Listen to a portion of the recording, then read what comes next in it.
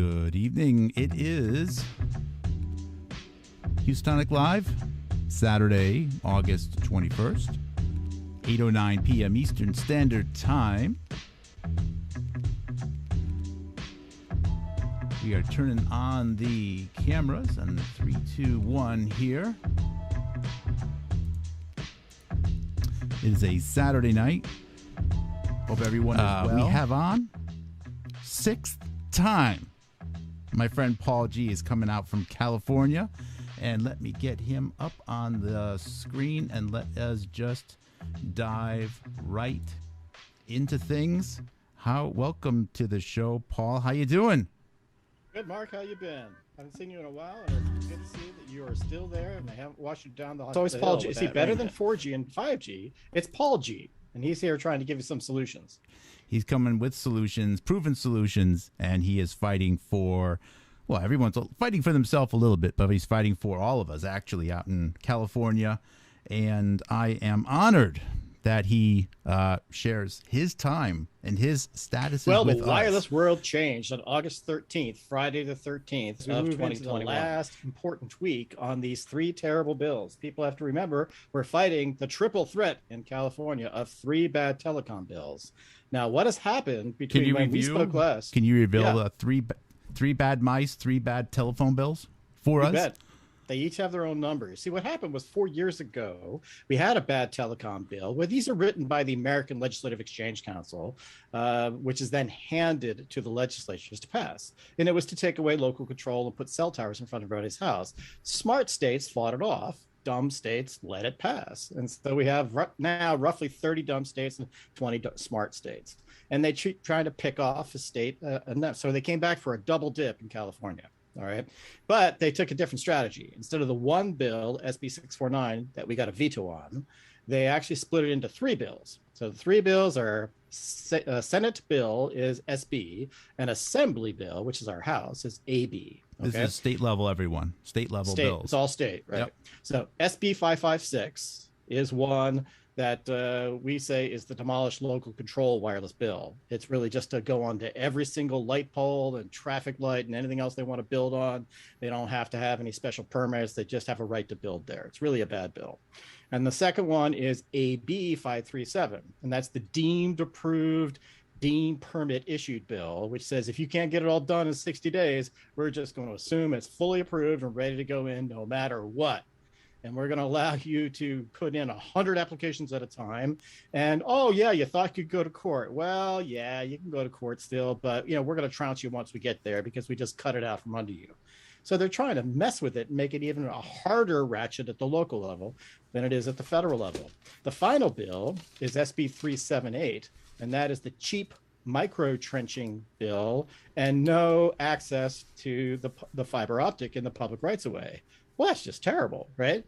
They're going into your public rights of way to put in infrastructure, but they're not giving you access to it. Well, that's completely wrong. So they're putting in a conduit, I assume, which is going to be theirs. Meaning, what, the telecom will actually own the conduit? Well, that's their theory. So what it is, it's a spool on a truck.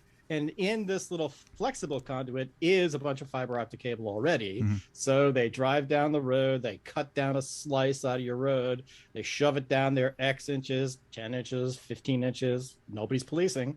And then they just shove a little asphalt over it. And then they go, oh, good luck with all your future potholes and crumbling streets, because it's not our problem. We just had to do this quickly because, it's all about our profits.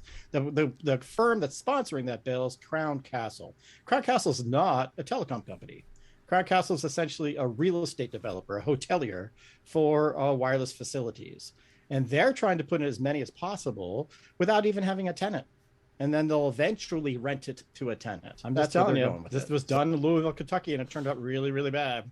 And Google did it back in 2012 and 13, and they had to pull out by 2014, 15, and it cost them $3.5 million because these cables just, with weather and freezing and moisture and everything else, just wiggled their way back out of the ground, and then people would run over them and cut service, and it was bad. And that's California. I mean, no, that was Louisville, Kentucky. Okay, so they have the freeze thaws. But in California, you think that it's all just beach beaches and warm. It's not true. We got a large state. Look at you. Look at you. It's just snowed there today. Who would have thunk it? Who would have thunk, man? Well, I move around a little bit. I actually go to basketball games when I want. Sometimes I hang out in hockey arena, and then eventually I go back to my little resort, So it's all through the magic of Zoom that we get this done. But all I'm saying to you is that we have, Lake Tahoe, you get snow and ice and everything up there. And then you go further north up into Humboldt County, and that's more like Oregon than anything else. And it's very rainy and it's very hilly and they don't have good access there. And then you go down to the beach communities and it's different again. And then Central Valley is just all adobe, and it's just difficult to build there. So every place has its own specific geography that needs its own construction standards. And no one size fits all will ever work in California. Maybe some small states it works, but not California. Mobster says he votes for the Zamboni background. Oh, you like the Zamboni? All right, we'll go there for a while. We'll do this. We have a request from the audience on a Saturday. There we go. There we go. I love it. Just watch for the puck in the back of your head, Mark. You never know. Okay. All right. So what else has happened? Oh my God, the wireless world has changed. What happened? We got a ruling from the DC Circuit Court of Appeals on the big lawsuit that was brought by Environmental Health Trust and Children's Health Defense and about 20 other plaintiffs that went after the FCC for essentially blowing off its review of the radio frequency microwave radiation standards. And this was a proceeding that was opened up in 2012, and it sat there. I mean, people kept pumping stuff into it for 7-8 years, and it just sat there and sat there and sat there until finally they had to react to a lawsuit they lost in 2019. And that was a lawsuit that was brought forward by the Kiowa tribe of Indians in Oklahoma. So it was Kiowa et al. Versus the FCC over the environmental review exemption. And they tried to basically sell the judges on, this is no big deal. It'll be an extra 1 million cell towers, but there's small things like a pizza box or a Wi-Fi router. So don't worry about it. Just look the other way and let us get away with it. Well, I mean, the judges stopped them right there and said, no, 1 million cell towers would be 4 times more than what we have now. And no, these are not small. And of course, we can't let you just do this. You should have done the environmental analysis. So go back and do it. And that's what they were told to do in August of 2019. They didn't do that. Instead, they just wrote a little stupid thing. We talked about it last time saying, well, we'll just put the definition somewhere else because they lost the definition of a small cell right there. They stuck it in somewhere else. And then they went forward another 2 months later and they said, we're going to close that thing that we were reviewing, the RF guideline. Well, that's it, closed. Not going to do any analysis. We're just going to claim that we're going to go forward with the one that we have. And here is the key thing. This is where they just put all their chips in this one basket. You go back to how they set up this microwave radiation guideline. And what they did was they set up something called specific absorption rate. That's kind of a technical term, right? It is just a way for you to think about how much energy is being absorbed into some kind of fluid that might somehow stand in for one's actual working cellular biology, which is kind of crazy when you think about it. But that's all they're doing is thinking about, well, will this energy heat up some liquid or not? That's specific absorption rate. They could have done specific absorption, which would have been the total amount of energy that was absorbed. They didn't do that. It's a trick. I have to ask because I don't understand the context. There's little pieces that are missing there. So let me help you out a little bit. Okay. We're talking about poison. That's what we're talking about. So now we look at the National Toxicology Program, that's looking at toxins and poisons. And most of manufacturing creates a bunch of poisons. And then you have to come up with some kind of idea of whether or not it's okay to have a certain amount of poison in your environment. And they often talk about in parts per billion and all these other kinds of things in order to say, well, what's the acceptable level of people getting sick and dying in order to have our economy hum along? That's kind of how the analysis works. So what's going on here? Well, we got to have a wireless industry and we got to figure out a way to get them all to accept a certain amount of poison. Well, like any other poison in the world. It's studied by the total dose of poison that we administer, right? Mm-hmm. And so I've said this to multiple people in city councils and also in departments of health. And it's a very simple thing. You have a beaker, and in your right hand, you have a beaker, and it's empty right now. And so I'm going to tell you what I'm going to do. They're both empty. They're both empty. Okay. And I'm going to get poison into the beakers, and you got to drink one. You don't have any option. You got to pick one or the other. Okay. And I'm going to put the poison into your beakers at 2 drops a second, each beaker. All right. Which one do you want to drink? So if you had to pick one of those 2 beakers, Mark, in your left and your right hand, which one would you drink? Do you have enough information? Oops. I'll have another beaker. Yeah. And a lot of people say, I don't want to drink either one. You say, well, that would be the answer, but we're going to force you to drink one. So, okay, so you don't have enough information. All right, here's the rest of the information. I'm going to put 2 drops a second in the beaker in the right hand for 10 seconds. And then the one in your left hand, I'm going to put 2 drops a second for 24 hours. So now you got a full glass of toxin in your left hand, and you got a little smidge in the right hand. Which one do you want to drink? Well, based upon the information you have, you go with less. Okay, so you get your right hand. Well, that's a good answer. They're bad options. They're bad options. Well, they always are. Of course, you know, it's like, you know, is there a third option? You know, no third option. Does the Gestapo have the gun to your to my head? Like, it's gonna be you get to choose. It's freedom of choice. Bullet, 20 drops. 20,000 drops, you know. Well, so the Gestapo here is Verizon, and they are picking the pole in front of your house, and you don't have any say over it, and they're going to put it there anyway. The battle of wits. David Underdown says it's the battle of wits. The Princess Bride. Oh, yeah. Oh, okay. All right. So the bottom line is this: what's the correspondence here? Okay, the smidge of poison is driving past a cell tower. The full beaker of poison is living next to a cell tower, unless you live on the 2nd and 3rd story. Then you have to drink 5 glasses of poison a day. That's what's going on. That's how the thing is really working. So they are administering poison into your home right up front, up close and personal, 24/7, whether you're a customer or not. You just are the unlucky person living in front of the pole that they selected. Yep. That's it. That's what's going on right now. That's what these bills will make happen. Well, guess what? This is what happened. Hey, they had this idea that they were going to extend the number of frequencies, that they would make a huge increase, right? Because, you know, the 4G world is you put data out on carrier frequencies, all right? And so you're kind of used to a little bit of this from your cell phone. 700 megahertz you might have heard of, or 2100 megahertz. These are just parts of the spectrum, and they own a little bandwidth on each one, and they try to put a bunch of data on these things. And so the 4G world is 700 megahertz to 2100 megahertz. That's been okay, that's been fine, but you can't get up too close and personal, all right?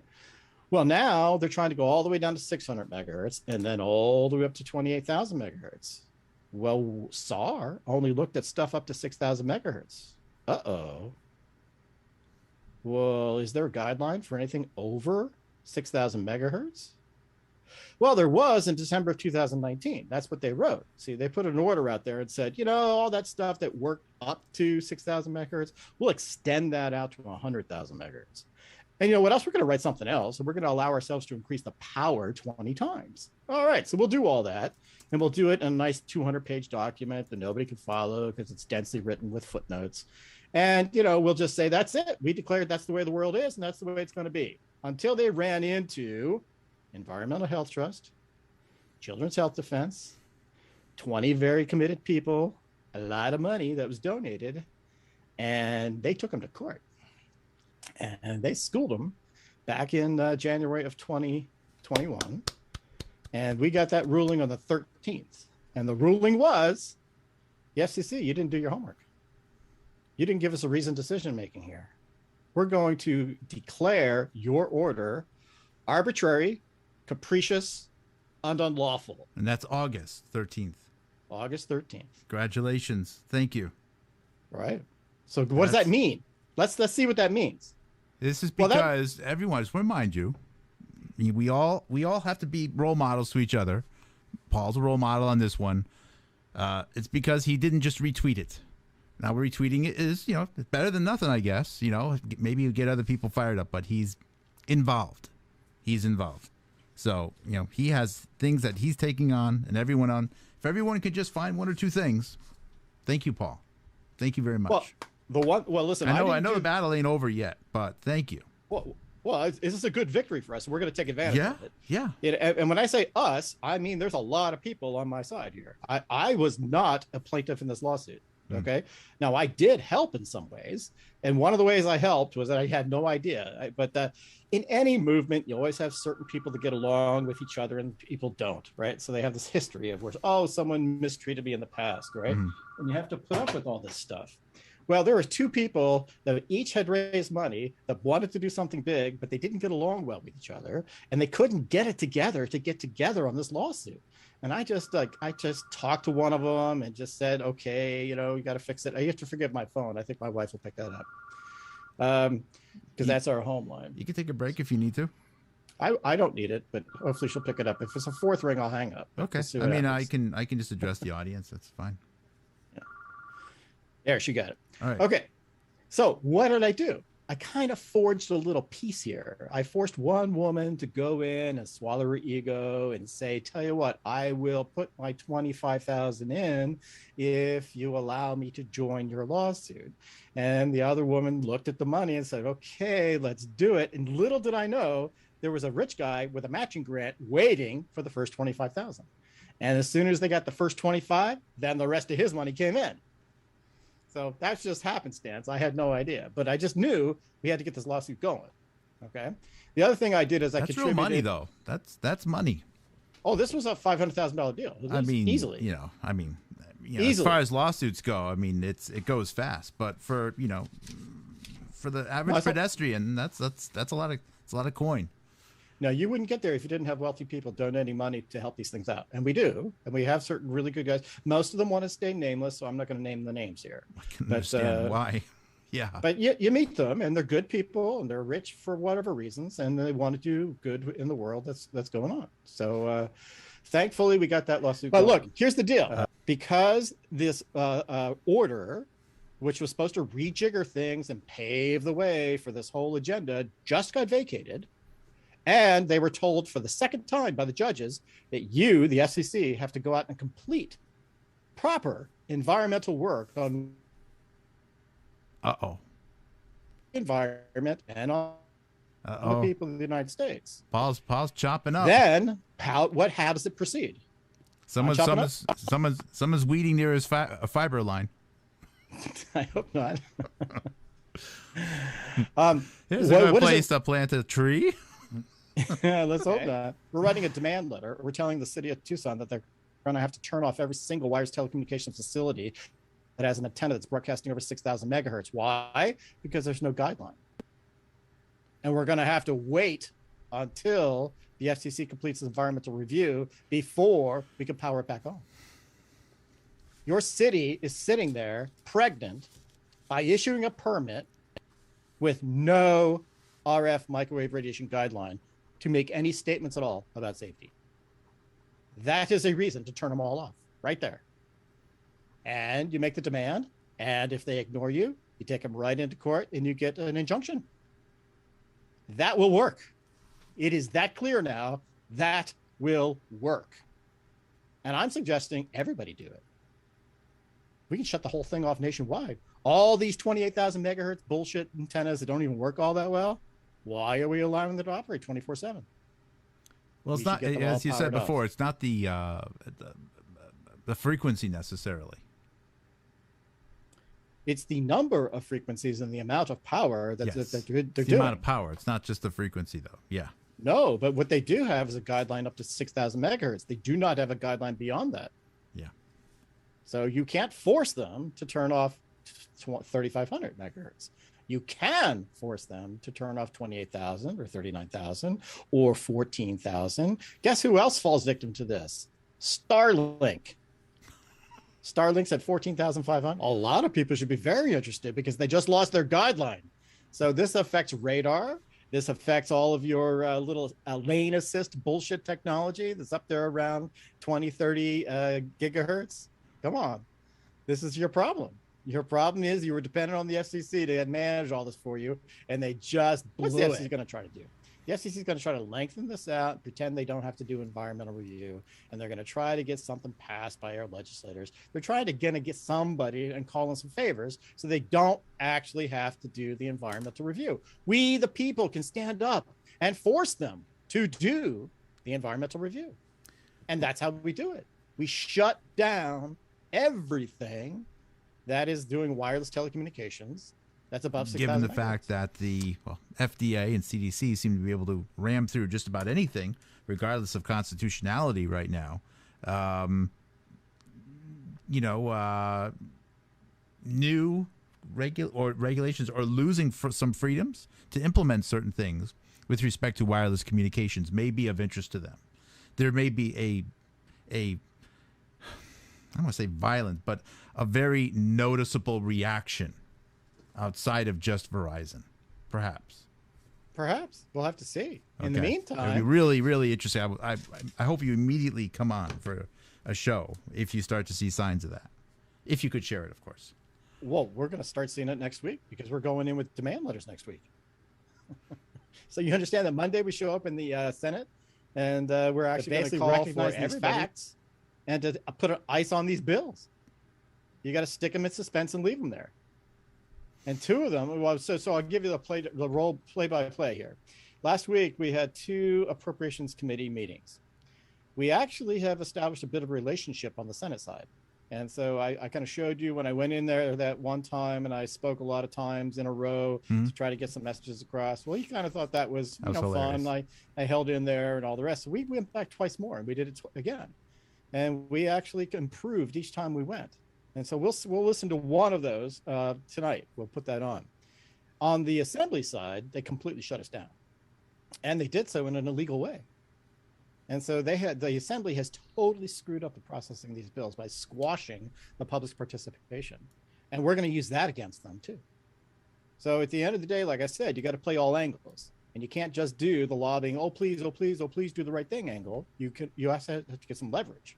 And I believe we do have. And so, what are we hearing? We're hearing that the governor essentially passed a very important thing in mid-July before there was a break. You see, in the summer they have a month-long break, and they were gone from roughly July 15 to August 15. And so, just before the break, the governor passed a $6 billion budget in order to address the digital divide and try to get internet access to people who basically have been left without service because these companies are so cheap they won't go out there to the rural areas or to low-income areas. And so the state has decided to take on that function now. And so they're going to actually build out and retain ownership of the middle mile fiber optic, which is a good move on their part. And it kind of renders these and other bills which benefit these private companies moot. You don't need it. You've already made a statement as a state that you don't trust these private companies to help out and solve the problem, because we're going to have to solve it now. So you don't have to give them any special favors anymore. You can actually just walk completely away regarding the governor. I'm loosely familiar with the situation. Governor Newsom. There's a vote coming up soon. How soon is the confidence vote or the recall vote? Yeah, recall is coming up on September 14th. September 14th. If he is recalled, I don't know if you sense that there's a high possibility it may happen.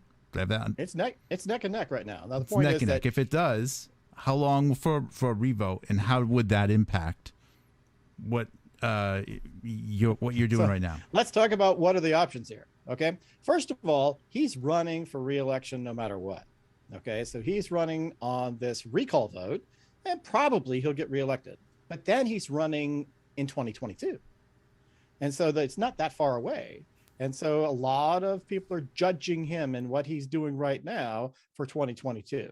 Now, the one thing that you all have to know, and this is why I think you can confidently say that Gavin Newsom is going to get reelected, and that is because they are using, once again, Dominion software on our electronic voting machines that we know are routinely compromised and routinely hacked. We hear that. We have affidavits. I don't have a lot. Let's put it. I don't have a lot of confidence. You should read the affidavits. An affidavit is accusations, and with some evidence, it's not been proven. Do you understand an affidavit under perjury is a statement of truth? You understand that, right? You understand the line I'm trying to draw, though. I don't. Well, you can draw a line, but you got to draw it accurately. Okay. Well, it's just under penalty of perjury, that person could go to jail. So you ask yourself, how many people are going to willingly lie in an affidavit signed under penalty of perjury? Not many. I don't see many people going to jail. I mean, for anything. Whistleblowers get put in jail. Whistleblowers go to jail. Yes. Well, those small-time criminals go to jail. Yeah. Yeah, that's what I'm trying to tell you. Yeah. So they have put themselves out there in very big ways to try to fix our national problems. And this is getting traction. This is going to the Supreme Court. I mean, you have to understand the people involved are very committed and they are actually doing really good work. And this is happening in Maricopa County right now. You know, the president of the Senate, Fan, is like saving maybe the whole republic here. She's going to basically let them all know in September it was a total criminal act. What happened there? And that happened in 6 states. Now the question is, are you going to go to the other states? You should. Boy, a lot of people don't want that to happen. I fully support the people doing the investigation. But bring it back to the governor. I apologize. Yeah. Was how would it affect us? How would it affect you? Yeah. This is the way.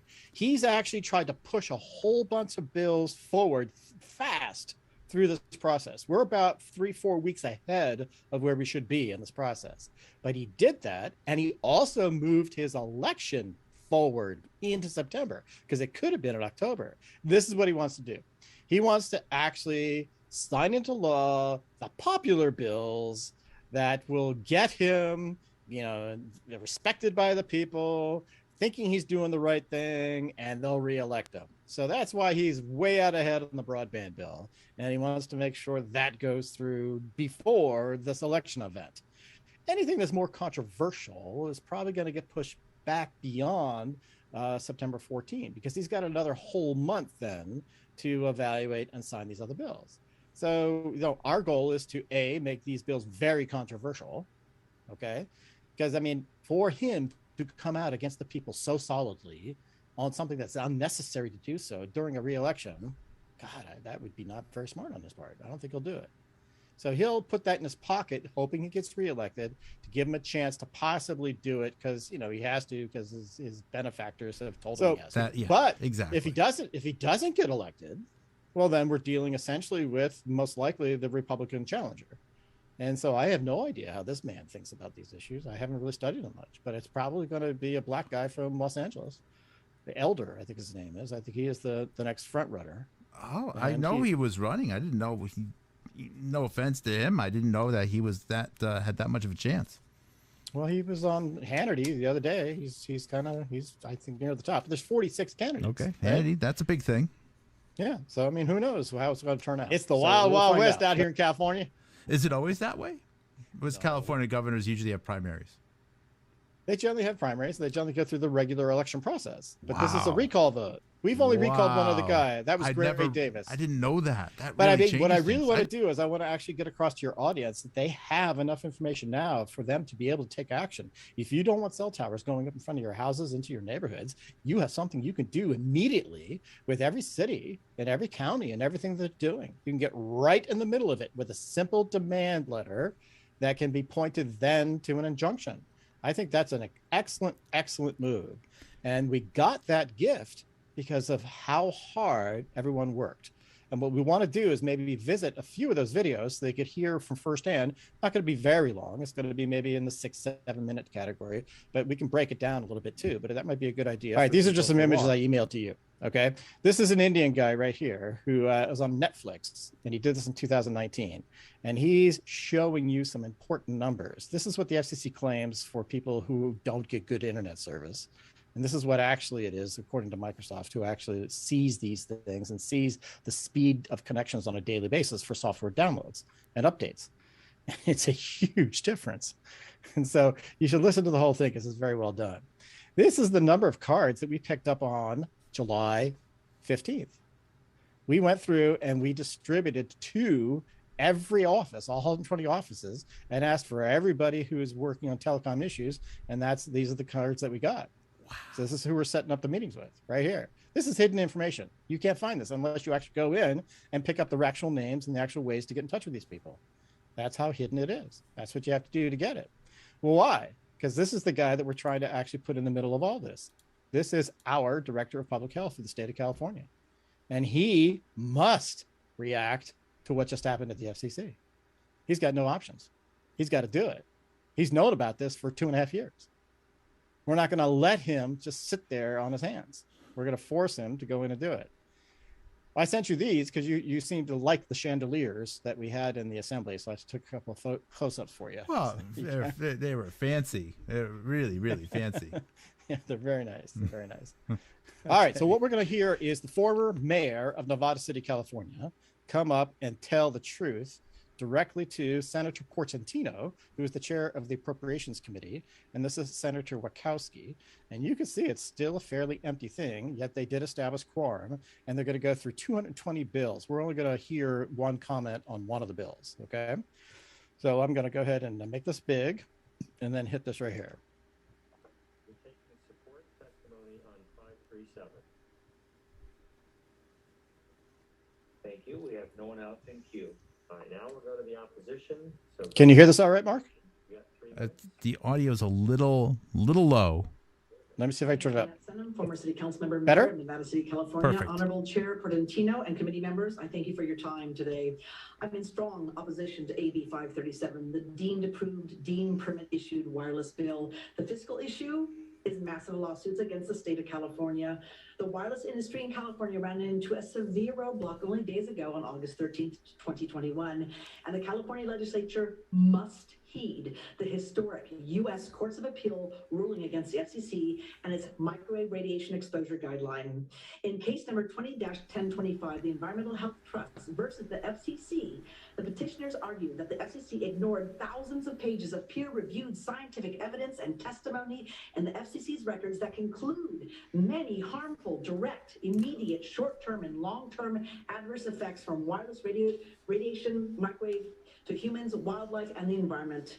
In FCC Order 19-126 from December 2019, the FCC simply opined that the 1996 radio frequency microwave radiation exposure guideline did not need to be updated. The FCC then proceeded to extend its scientifically unsound guideline. Up until December 2019, specific absorption rate applied only to carrier frequencies up to 6,000 megahertz. The FCC attempted to do two things in Order 19-126.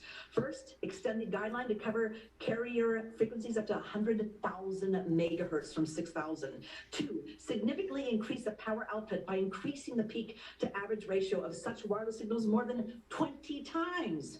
On August 13th, only days ago, that de facto FCC rulemaking was ruled by the DC Circuit judges to be arbitrary and capricious and therefore unlawful. The state cannot pass bills that subsidize wireless expansion when the industry has no radio frequency microwave radiation guideline for frequencies higher than 6,000 megahertz. Please place AB 537 in suspense, making it a 2-year bill. Every single cell tower above 6,000 megahertz, which is almost all of them, must immediately be powered off because there's no guideline above 6,000 megahertz. That is a game changer that occurred with the Supreme Court decision on August 13th. We must now wait for the FCC environmental work before approving any more telecom bills like AB 537. Thank you very much. So she said Supreme Court, but she made a mistake. That's the DC Circuit Court of Appeals. So I came in and corrected that. Here, I have a short thing coming up. All right, she left you 45 seconds. I'm quick. The DC Court of Appeals, and so thank you for the time. California state laws cannot violate federal acts because these laws could easily bankrupt localities. So creditors must follow the ADA, the FHAA, the NEPA, and the 1996 Telecommunications Act itself. Hey, what's the purpose of the act? Promoting safety of life and property. It was stated twice. AB 537 and its companion bills, SB 556, 378, and AB 14, to the extent they're not actually technology neutral and do not promote the safety of life and property, clearly violate these federal acts. The FCC has been a serial loser in the U.S. Courts of Appeal through 2019, including the one on Friday. Both these rules mandate the FCC must first complete substantive environmental review of 1 million cell towers before construction can proceed. Thank you very much for our time. Please permanently suspend this bill. Thank you. You owe me 11 seconds. I got 11 left? No, you went over 11 seconds. You owe me 11 seconds. All right, we're good. Oh, come on. 11 seconds.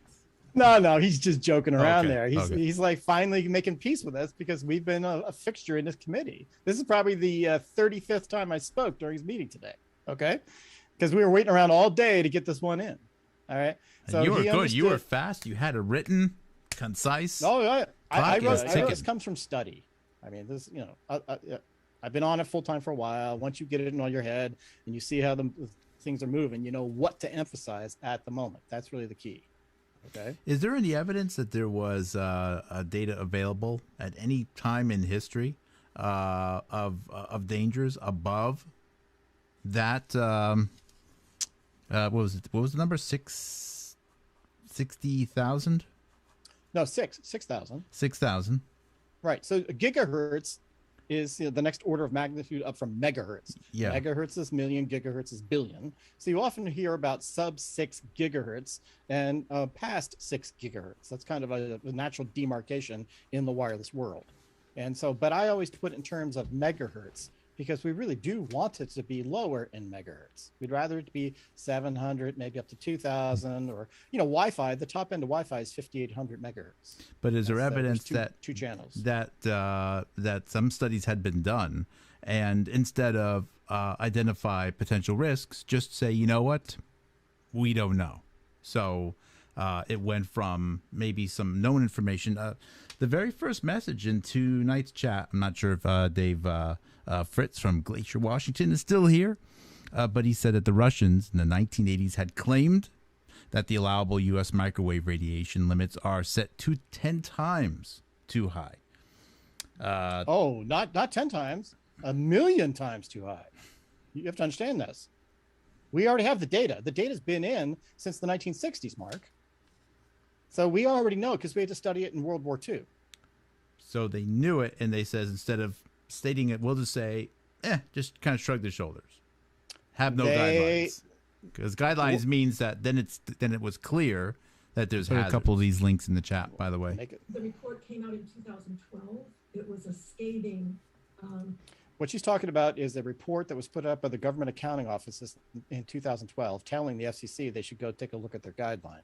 So they're the ones that forced the FCC to open up the initial proceeding in 2013. Can you introduce this as Cindy Franklin? Could you give us a quick introduction to her role? Most of the people you're going to see here have been injured by microwave radiation. And so they set up, she's the founder of Consumers for Safe Cell Phones.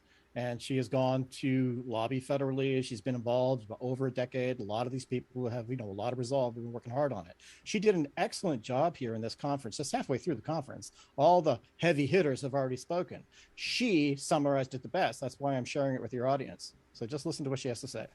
Thank you. Review of the lack of regulatory oversight at the FCC, in particular about not having reevaluated their exposure guidelines, and also specifically was mentioned the inadequacy of their testing protocols to test the safety of cell phones. So I think the most important ruling, the most important issue that I thought was addressed in this ruling was basically the ruling completely pulls the rug out from under the fundamental basis upon which the FCC exposure guidelines are founded, and that is an obsolete physics principle that only ionizing radiation like X-rays can harm people, and that microwave radiation is non-ionizing, and so the only harm is from the heating of tissue. So this ruling actually called that into question. So the very basis of the guidelines, which in essence, those who understand what the science, the independent science has been showing, thousands of studies over many years, over decades. Even our government had done studies in the past showing biological harm at levels hundreds and thousands of times below the current FCC guidelines that only take heating of tissue into account. So what this means is that industry can no longer hide behind these guidelines because they're basically meaningless.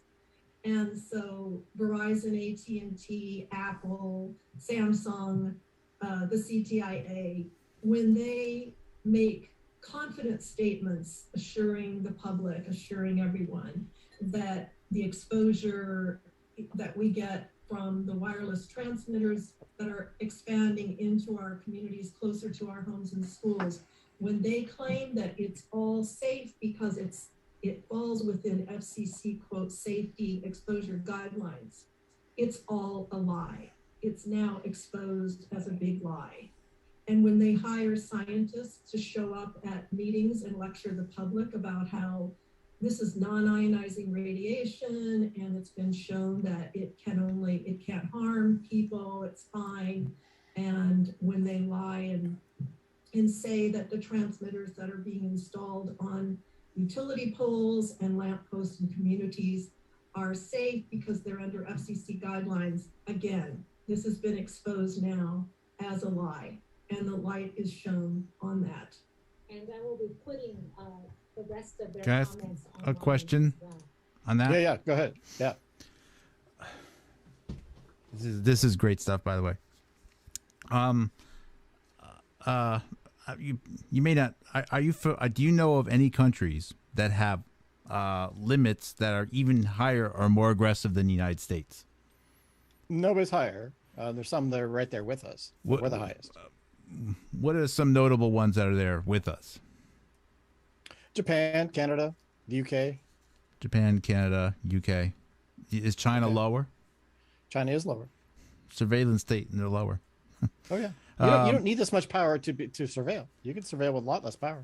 Now, while the certainly there's it's clear that they're claiming that it's safe. I get that. They can't anymore. They lost the lawsuit. Well, Your answer they is lost it's that all lawsuit, laid out for you by Verizon itself at whatever they file with the SEC, the Security Exchange Commission. Okay, how's that? You can read it yourself.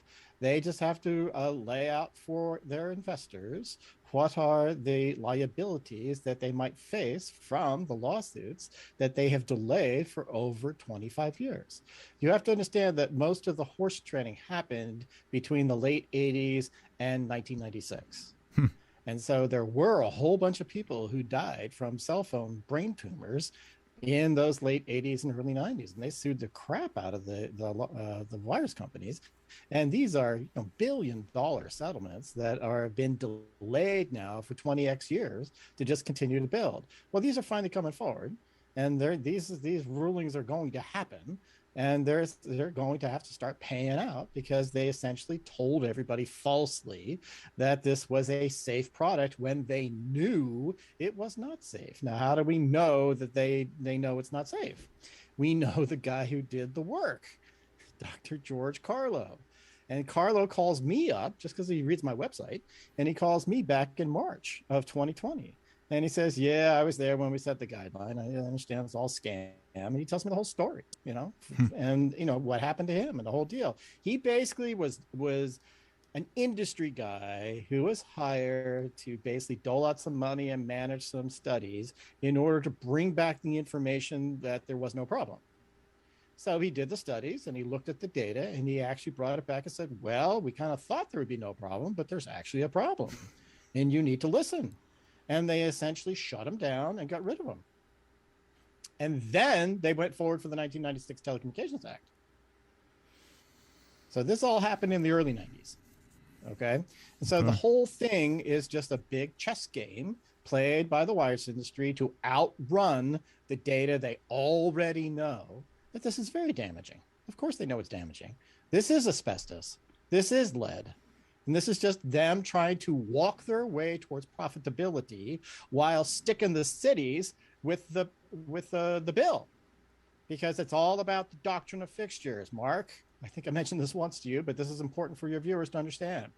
If you allow a wireless company to attach their private antenna onto your city's public property, and you pay a nominal fee for doing this to rent the pole, you have a tenant-landlord relationship. Well, it's just like if you rented from me and you decided to build a bookshelf and you nailed it permanently into my wall, and now you move out and I say, I'm sorry, you have to leave the bookshelf there. That's my property now. They're attaching these permanently to these fixtures. Yeah. That transfers the ownership and the liability to the cities. Hey, when someone really dies said from that this, before, really gets injured. But now it really hits home what you were trying to say from that. Yeah, and this is again, this is what Harry Lehman figured out in a letter. He's an attorney friend of mine, who on July 12th, we were driving back from Sacramento. He says, Paul, I figured this out. I go, what is that? And he says, it's just this doctrine of fixtures thing. And he wrote it all up, and we got it to the Appropriations Committee on the Assembly side, and that moved the votes. That turned the whole thing around for us. But the angle of coming down to the ground is the key factor here. Okay. So it's really a question of how many feet horizontally before it hits the ground. The taller, the better. It's pretty tall. Okay, so well, that area there immediately under it should be safe. And it is. Most assuredly it is. Okay. It is just wherever it finally hits the ground, how many feet have gone by. If it is a good 1,500, 2,000 feet, you're in good shape. If it hits at 500 feet, you're not in good shape. Okay. So you kind of have to figure that out. That's all. Okay. Thank you. Awesome. Okay. Please continue. Right. You should at least hear a little bit from Theodora. She's played a very important role. She's the executive director of an environmental health trust, and she is the one that actually works with Dr. Deborah Davis and kind of keeps that whole organization running. And again, she's got a whole decade into this. So people are really committed, and this is a really good day for them all to put a stake in the ground. And it's a David and Goliath story, and they did it. They won. So I believe, as I said, this is a win for everyone. Can you turn it up just a little? To this issue nearly a decade ago. I'm now executive director of Environmental Health Trust, but when I first learned about this issue, I was so impressed with the tremendous work at that time, a decade ago, that had been done by scientists, by public health officials, and by people around the world to get accountability on this issue. And their efforts brought us to this moment. I'm going to answer some of the questions that are in the chat right now with what I'm about to say. So I'm honored to have been a part of this winning case, which shatters the assumption, as Cindy Franklin talked about, that FCC limits are protected and that federal agencies have reviewed the latest research, all of the latest research, because the court found that the FCC was unable to defend its wireless radiation limits and what they put forward. So we will see what happens next. However, as Dr. Moskowitz of the University of Berkeley stated, the dam of denial has begun to crack. We have US government military records going back decades showing harmful effects from wireless radiation at very low levels. The EPA was defunded from developing proper safety limits. And the 1996 limits that we have are based on recommendations from industry-tied groups and really on a handful of animal studies, animals which were exposed for a short time to intense amounts of radio frequency radiation and done decades ago. They are no longer relevant. So EHT scientists, as Dr. Deborah said, have testified to Congress. So, I just wanted to make sure that you heard something from her because she has played a very important role, right? So let me go ahead and get back down to one other place. That EPA stuff, I wish I had more time. I really love to dig into that history. We have it all for you. You can dig into as much as you like. Okay. You already did the work. Yes, I've been doing this for 5 years, Mark. I'm sorry. I didn't know you went down that historical route on that particular topic. I know you've done a ton of work. Okay. I read the seminal papers. Okay. I'm the one that went through all 400 pages of the 1982 paper to realize what's going on. And it's that knowledge that's paying off right now, because I could actually analyze what the bullshit was in the FCC order that happened in December of 2019, the one that was just sued. And the point is that everyone is saying, oh, we won, but they're not looking at the implication. I have the implication because I go through the detail with Trevor Marshall, the engineer. And we know exactly what they did to try to game the system, and they've been caught. So this is the good news. When you pay attention and you put this in the record, then the lawyers can pick up on it and win based upon it. All right. So that's the good news. Always, if you're knowledgeable, go ahead and write into these proceedings, because you have to have something in the record in order to be able to bolster the lawsuit. That's the important part. And look, I wasn't a plaintiff. It didn't cost me any money. I didn't have to do it. But I got Trevor to write the analysis after he and I did it for 2 weeks. And then they used his analysis to get to a win. That's how it works. And so, but let me just give you more on the guideline right here. Okay. This will probably make it clearer for everybody. Look to the left. Heinrich Hertz. You know, megahertz, gigahertz, that guy. What did he do? Oh, he worked alone in his lab. Really? Did he die from microwave radiation? Oh, he did. He died from radiation too. How long did it take him? 8 years. Uh-oh. It took him only 8 years to die from his own work. I didn't know that. This was from non-ionizing radiation. He died at 36? I was always told that ionizing radiation is a problem and non-ionizing is butterflies of magic. Yeah, that wasn't true from day one. And it hasn't been true the whole time. Okay? When you look how they made this guideline, it's just a joke. Okay? In the 1940s, we had no guideline. What did we do? Oh, we killed and maimed a whole bunch of sailors. All these people that are running the radars, they don't talk about it. They would just put them in a box and ship them home. Well, we turned to a guy in 1953 and we said, hey, can you help us out? We need to get some kind of guideline here because we have to run this thing for the Navy. Can you give us some idea? Who is Herman Schwann? We'll learn in a second. Okay? But he came up with a guess, 100 million microwatts per square meter. That was a guess, folks. We took that guess and we cut it down by 10 in 1965. And then we actually kept rubber stamping this same guess for year after year after year. That's all that went on. It was just a guess. There's no science based on this, so you know. So who were these people? Hey, here's Herman Schwann. He was a Nazi engineer. He was one of the first guys to surrender to the Allied forces. Hey, they liked him. They brought him over and they set him up in a lab at University of Pennsylvania because he would do whatever the Navy wanted for about 33 years. So, Mark, what did Herman Schwann do? He was the guy that developed the fabrics that they put onto the Nazi submarines because we developed radar. And we were sending radar down to the ocean. And whenever these people came up out to the surface to do something, we could see the metal. It would ping off the radar. We'd find them. We'd bomb them. So what he did is he developed the fabrics that would shield the submarine from sending that signal back. And so this is the guy who actually developed our guideline, if you can imagine. Right? Not only that, he's a paper clipper. After that, he was very prolific. That's right. He was. He waved his hand. He said, "Hey, I'll join the other side." Go. So we got paper clippers running our bio program. We got paper clippers in the space program. You got paper clippers here at Wireless too, right here. Oh, crappy back of the envelope thing for 30 years, and everyone bought it. Who else was there? These are all military people. Hey, we got any doctors? Oh, one. But he works for the Army. Okay, it's a military deal. Got it. Here's Herman. What did he do? Oh, here it is. 1963 in the middle. I'm going to take this plastic ball that's in my daughter's closet, and I'm going to fill it with water, and I'm going to put all this plastic stuff around the neck and the shoulders and the groins so it doesn't leak, and I'm going to get in front of a bunch of stupid people and sell them this back of the envelope idea. Yep, that's what he did. There's him selling his crappy idea. Hey, this is such a back of the envelope thing. This can't exist today, can it? Oh, yes, it does. Here it is, SAR. Maybe it looks a little bit more high tech. It's the same thing. We're just putting a bunch of water in a head, and we think we have some way to measure things and sell you something that it has safety. Look, the elephant in the room is this. Compliance with the FCC guideline does not equal safety. Your local officials must protect you. Public safety.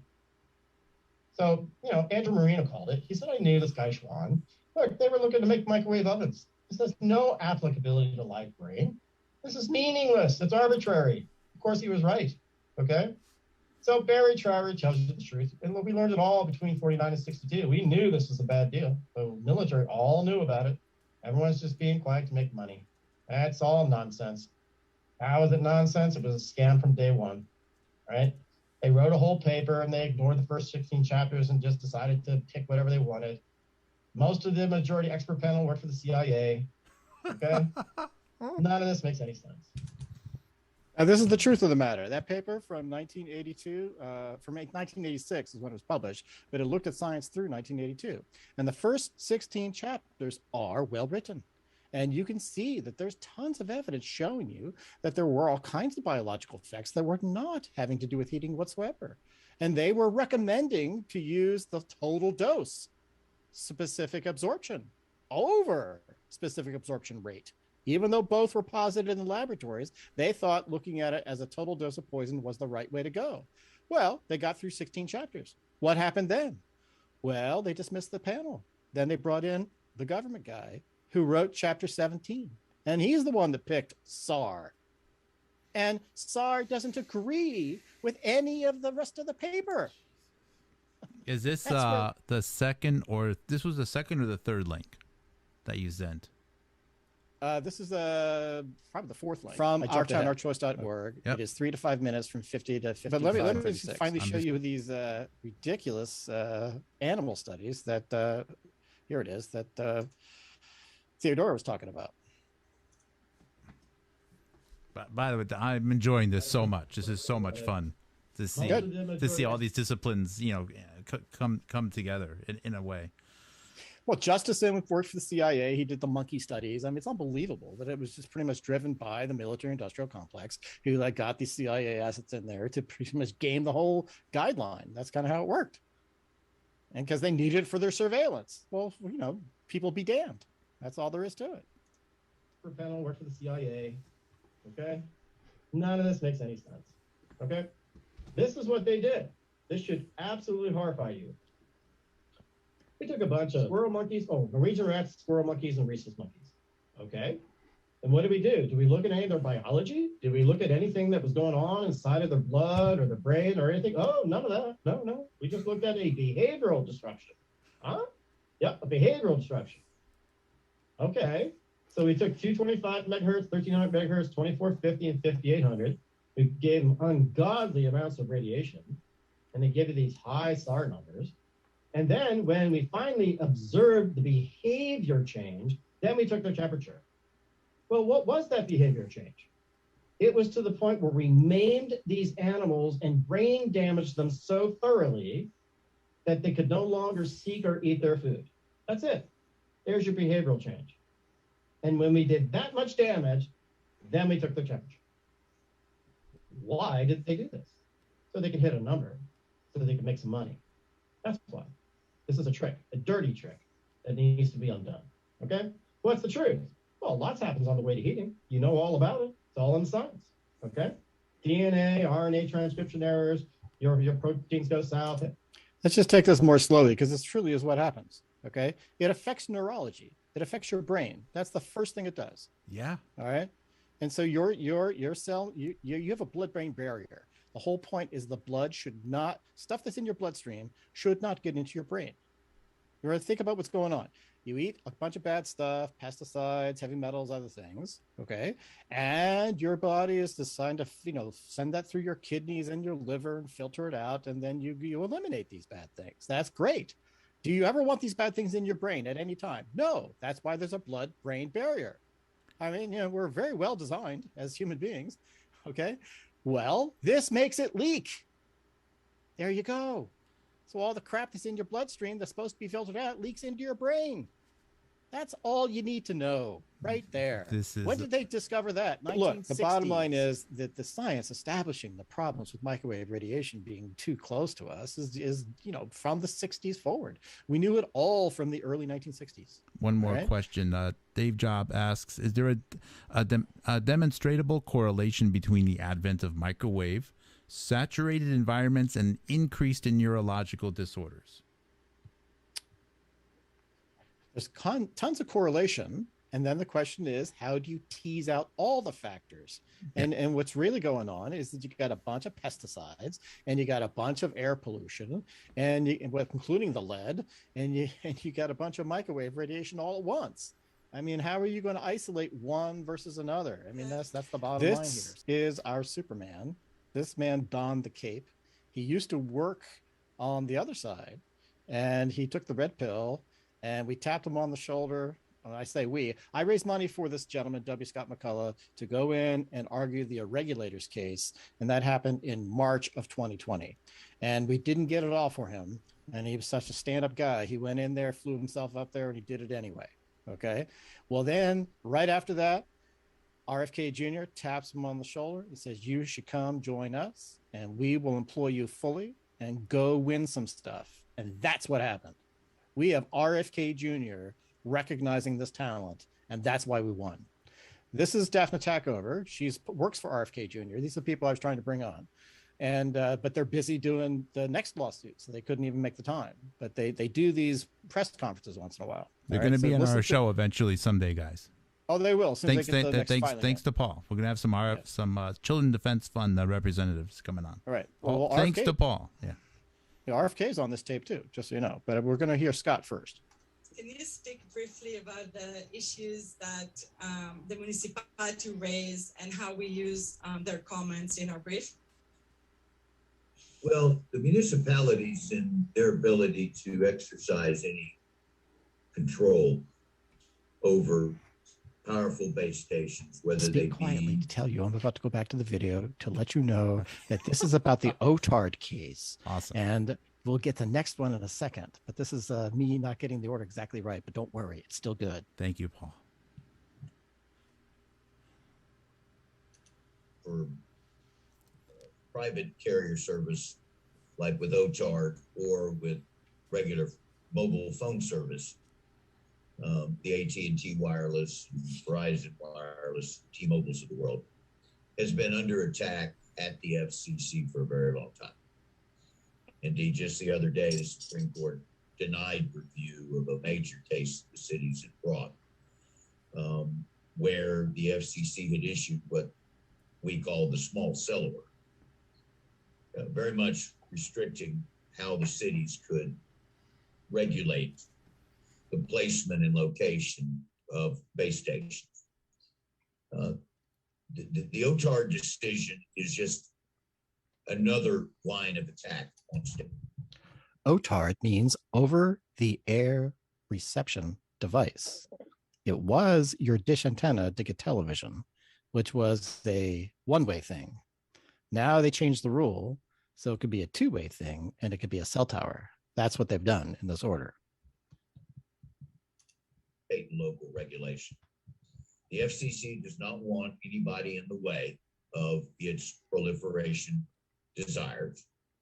And anybody, whether it be a state government or a local government, who tries to regulate it, slow it down, impose costs on it, make it look pretty, is viewed as a barrier and obstruction, and the commission is going to do what it can to get rid of it using any plausible argument.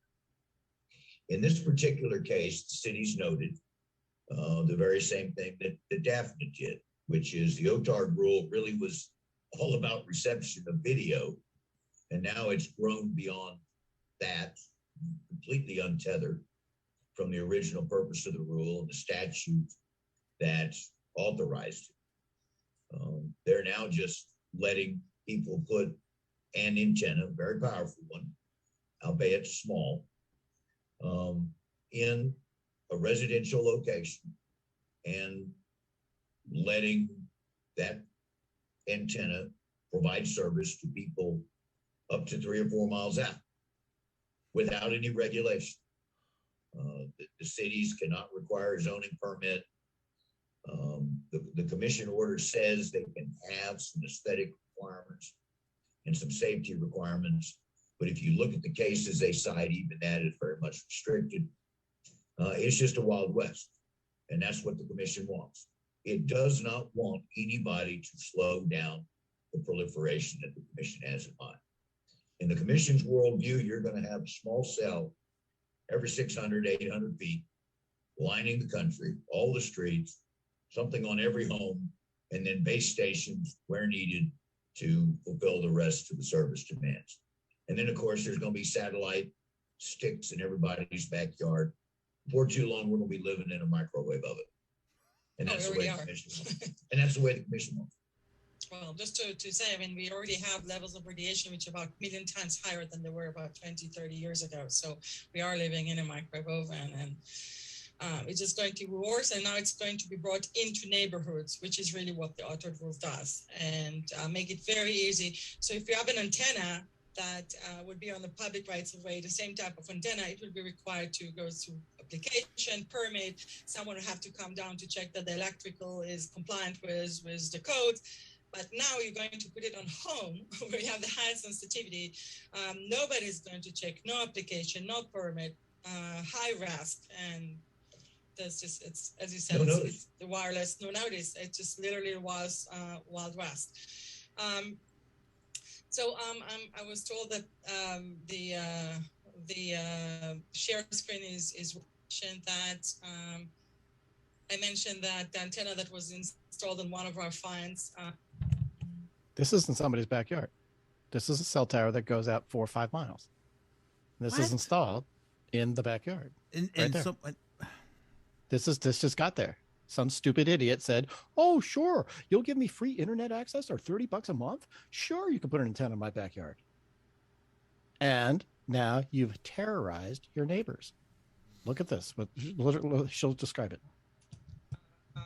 Near their parents' home. So this is the antenna. You can see the dishes, which are the point-to-point antennas, and then you have all of those flat panel. These are the transmitting antenna. There are 4 of them. They're transmitting 360 degrees, 3 to 5 miles, and we confirmed it with the company. So this is how it looks. I mean, so this is the house. The middle house is the house where the antenna is. You can see on the left, and on the right is the house of the parents of the defiant.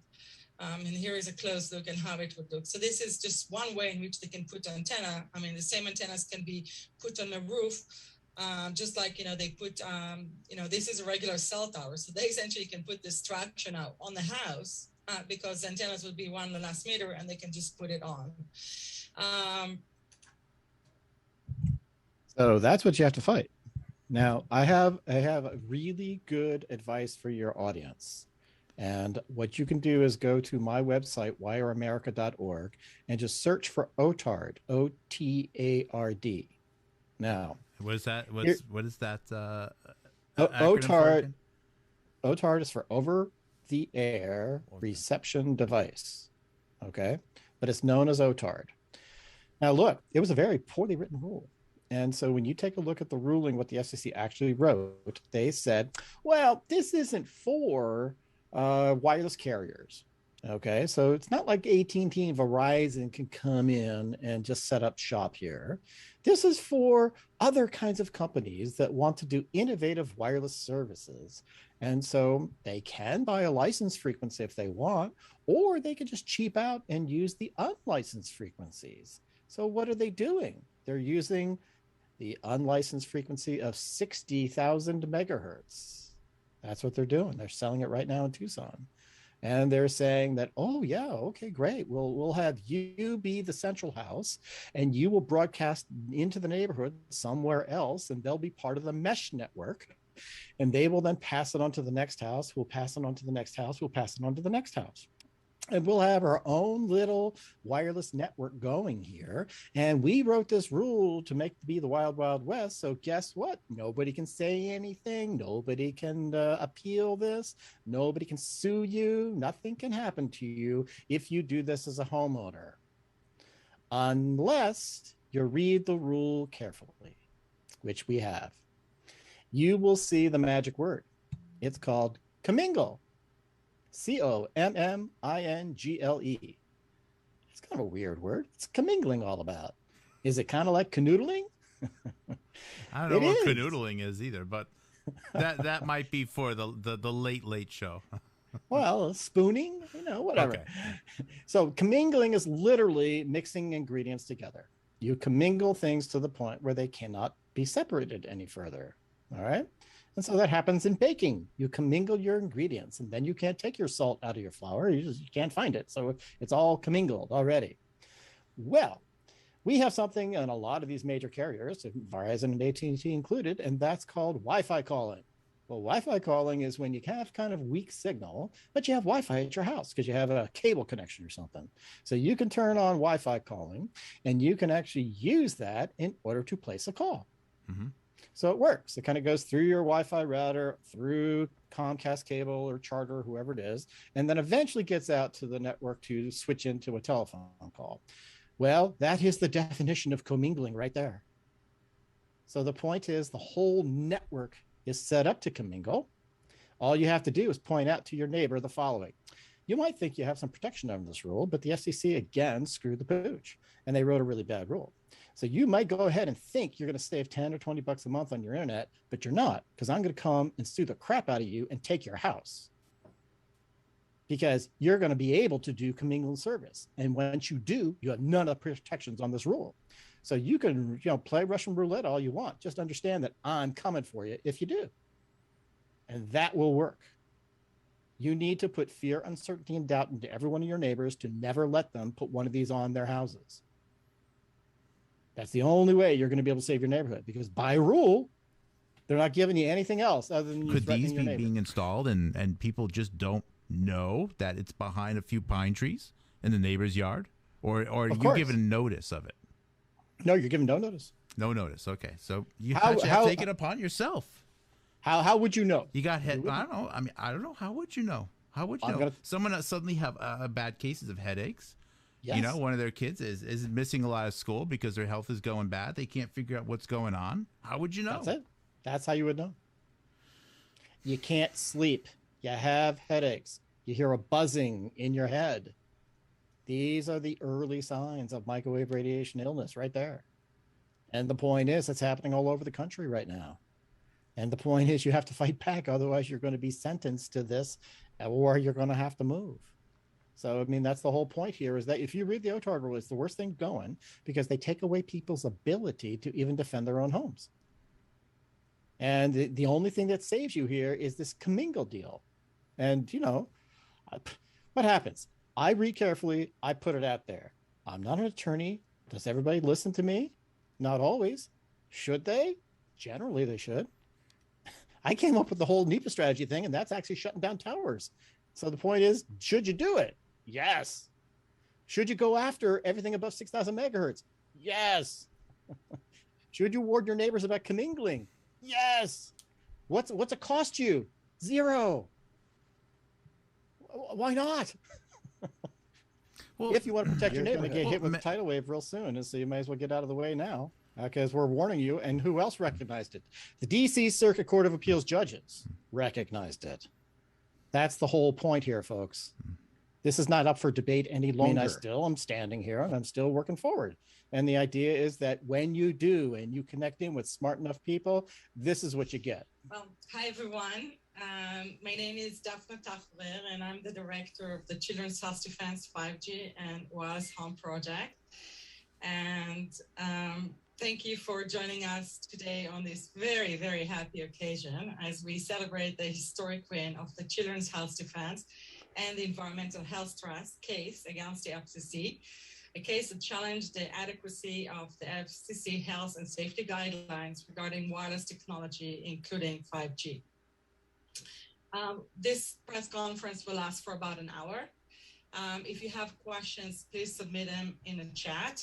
If you're from the media, please write that you're from the media and what media you represent. Talk over a decade ago got sickness from Wi-Fi because her work on this issue, I think, is going to mean, because of this case, that hundreds of thousands of children who would grow up ill and afflicted, the animals that are affected by this, the birds, the plants, all of the impacts that have been ignored by these corrupt agencies are now going to get some attention and people's lives are going to change. I also want to thank one other person, Scott McCulloch, an extraordinary lawyer, and a perfect bookend for Daphne, because Daphne is very, very hard-edged and very aggressive and uncompromising. And if you are on the wrong side of her, she can be very, very difficult. And Scott, who is equal in advocacy, but he is a very good balance for Daphne because he's soft-spoken, he's understated, but he has all the attributes that Teddy Roosevelt talked about when he advised us to speak softly and carry a big stick, because he knows what he's doing. Both of these people have worked tirelessly, and I mean literally losing sleep 20-hour days, day after day after day, 7 days a week. And because of their work, we won this extraordinary case. And, you know, I'll just say one thing about the implications of this decision. The implications are that the telecom industry, by subverting democracy, by corrupting public officials, by compromising the science, has built an industry on fraud. And that does not mean that we can't have a telecom industry that gives us very, very good cell phone service. Of course we can not. have that, and we can have safety, and we can have healthy children too. And we all agree to that. You don't have to shut the whole industry down. You have to actually have decent ways of doing it. And what were those decent ways? Things that existed up until about 2012 or 13. Then we went off the rails. Okay, we had enough cell towers, they were far enough away, and we got good service to run our iPhones. That's enough. You don't need anything else. That's what the whole point. And on that light, you know, we don't need to put a halt to some of the most amazing. You don't shut the industry down. You shut the grid down that's trying to come into your neighborhoods. That you don't need. We don't need to put an end to the some of this groundbreaking genetic research, which is ongoing. We just need to put an end to the non-consensual, you know, aspects experimentation of it en masse. We can do it above board. We support the lotteries and the coercion and the lawing and we can support it. You know, we'll provide the funds. We support the science. You know, the direction things are going, but this is not how you do it. Right. And it's not anti-science. It's not, you know, anti-cell tower. Right. Can we compromise? Yes. Exactly. And we can. We have the ability to do that in a democracy, but that's not what's going on right now. We got people shoving it down from the top on top of us. And when you get wins like this, now you use it to battle back. That's the key point. Shut down every cell tower that's actually powered down. They don't have to pull it down. They don't have to do anything other than turn the power off. You don't have a permit to operate any longer until the FCC does its environmental work. Maybe it's temporary. That's fine. We'll wait for the environmental work. That's fine. We'll wait. We don't need it. We had perfect cell service before you showed up.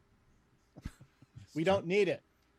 That's the key. More money by taking shortcuts, by doing it cheaply, by ignoring the science, by corrupting public officials and subverting our democracy. And they succeeded in turning two federal agencies, the FDA and the FCC, into models for agency capture. Those agencies no longer have any interest in protecting public health. They have become sock puppets for the industry that they are supposed to be regulating. The government and industry they call their relationship a public-private partnership, and that should get us a little bit wary. But what they've done really is they've made the space between government and regulator is seamless. So you don't know where one begins and where the other ends. And they've sold out the people of our country. They've sold out humanity because everybody around the world looks to FDA and FCC as the trusted regulators for science. And what they've done is the 10,000 studies plus studies that show that what they're doing is horrendously dangerous, is doing terrible harms to human beings, to our brains, to our wildlife, to our health. They've taken all that and they buried it. And what the court said to them today is, you cannot do that. You need to actually read the science. You need to do your job and protect public health. And, thank God for these judges. Thank God for Daphne and for Scott. We are all at Children's Health Defense. People all over the world are applauding you and are so grateful for the work that you did on this. So thank you. So you can change the audio now. We're done with the videos. That's awesome. That's awesome. And look, that man is a saint. Okay. And so he's wearing wings every day, and he gets death threats. They censor the crap out of the guy, and he just keeps going forward. So he is truly, what he did right here was he hired Daphne, and then they got Scott on the case, and they really made a difference here for us. So I haven't met him personally yet. I think I will eventually, but I have nothing but good things to say about Robert Kennedy Jr. I think that he's really a committed guy, tells the truth. If you just go to their website and read The Defender every day, you'll actually get some truth. You don't have to worry about what's going on in mainstream media. They cover the news quite well on the vaccine front and on this front as well. I think it's very important that we do that. One other page I'm going to show you, and then that will end because it's getting a little bit late. But, I missed the last 20 minutes of chat. The video has been so good. I've just been these people are great. That's what I'm trying to tell you, is that that's why I'd like to bring Daphne and Scott on if they have the time. But what I want to do is just share with you that anything to do with the lawsuits right here, it's the first link under lawsuits at wirecalifornia.org, and you go to this page and you're going to see just a couple of more videos here. We're not going to watch them, but these are links that they put in just a couple days ago. See, this is from I'll make this bigger. So, these are things posted by the guy that used to run the National Toxicology Program, and Theodora Scarrato, you saw there, put in 457 pages of evidence and all these big documents here. And then she did another 283 pages right after that. And you go to this whole proceeding and you will see that there's 3,000 submissions, about this. There's tons of evidence that was ignored completely. And now they have to go read it. That's where it is. So we got a good thing. The whole battle changed on August 13th. It's up to us to take full advantage of it. And that's what we're in the midst of doing. So I will tell you how that affects California on a future episode. Thank you, Paul. I think this was, I think this was my favorite episode yet with you. We've had some good ones, but okay, man. Well, it's the win. You have a win to share. Wins are always good to share, especially when someone else did all the hard work. Yes, that's true. And I'm taking no credit other than getting that first investment in. I'll take credit for that into the lawsuit. But I think this whole podcast turned the minute I went onto the ice. You see, that's when everything calmed and cooled down, and then that's when we started giving you the evidence. So, thanks to the mobster for Jason says tide is changing. Lots of positive. A mobster says he is a great man. I think he's referring to you and to RFK. Oh, no, RFK is the great man. I'm just here giving some news. Jennifer says thank you. MK. Paul G. Ezra says thank you. These are all good followers that I want. So this is a great show. I'm so glad that you spend your time here with us, Paul. Thank you. No, I think you have a great show, Mark, and that's why I appreciate coming here. Now, I'm going to give you a little tip here. University of Pittsburgh, you should start digging in on that. Okay, let me tell you what all the connections are. Dr. Deborah Davis is the one who set up the Environmental Health Trust. Okay. She was working at the University of Pittsburgh at the time, and she started to go down this issue and look at what's going on with cell phones and whatnot. She was told by the university not to go on to the talk show that she was scheduled to go on. She defied that, and she lost her job over it. And so she went on her way to become the Environmental Health Trust. Okay. Who else just got recently fired by the University of Pittsburgh? Jonathan Cooey, the guy that you feature on your show. I think he's telling you the truth of what's going on. Everybody should watch his stuff. He also worked at the University of Pittsburgh. But the minute he got a little off to the side of a narrative, he was gone. I mean, his contract wasn't renewed, but that's how it works when you're in the biosciences. You work contract to contract, program to program. So it's effectively the same thing. It's effectively the same thing. I just wanted to be... thing. Yeah, but it's JC on the bike. JC on the bike, Dr. Jonathan Cooey. Yeah, he's still in but I mean, the Pittsburgh area, I think. He's doing the right thing. I mean, I was born in Pittsburgh. I know the area. So, I mean, but I mean, here's the other thing is that the guy that the wireless industry hires to go around and do all this propaganda for them, also from the University of Pittsburgh, Eric Swanson, PhD. He is a physics guy who will go out and tell you all about the biology as if he reads any biological literature. And they have absolutely stood him up and put him in a corner in 3 or 4 meetings. You should see the one at Hartford. I'll give you the link later. They just totally, at the end of the thing, we had a state rep saying, man, these industry guys were lying through their teeth. I really believe these other people. I think they're telling us the truth. There's something about UPMC, and they have a relationship with Johns Hopkins. And again, guess who funds UPMC? Guess who funds the University of Pittsburgh in a big way? Whom? Verizon. I didn't know that. I know that there is something about it's either USAMRIID or something related to biodefense, which has a connection to Johns Hopkins and UPMC more than most other colleges. I know that there's funds that go to University of Washington, University of Texas, MIT, of course, but there's something particular about UPMC and some of these concerns. A lot of good doctors there. Okay, again, it just takes a few bad apples. Okay, well, 2 of our bad bills are going forward to the floor of the assembly this Thursday. We are going out with big guns Monday, Tuesday, Wednesday. Well, end of the day, I do. I edited it down and I put it on my website. It's on the opposition page, wirecalifornia.org opposition. But I'm telling you that big things are going to happen this week. And we've been preparing all summer for it. And we've been waiting and waiting and waiting. And now's the time. So awesome. We're going to do it. Thank you, Paul. Okay. Rock on, buddy. Love you. Take care. Bye-bye. Bye-bye.